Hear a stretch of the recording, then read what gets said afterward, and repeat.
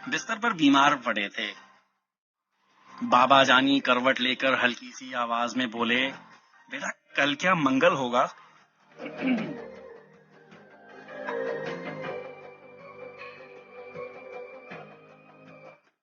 बिस्तर पर बीमार पड़े थे।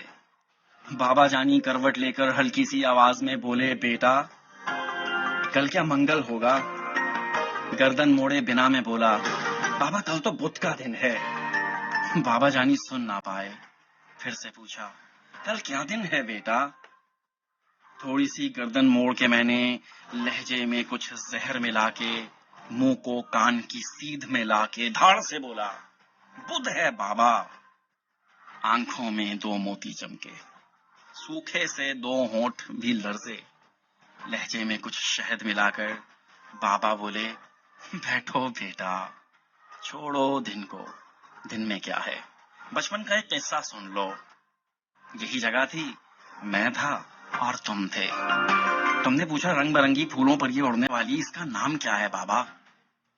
गाल पे बोसा देके प्यार से बोला, तितली बेटा।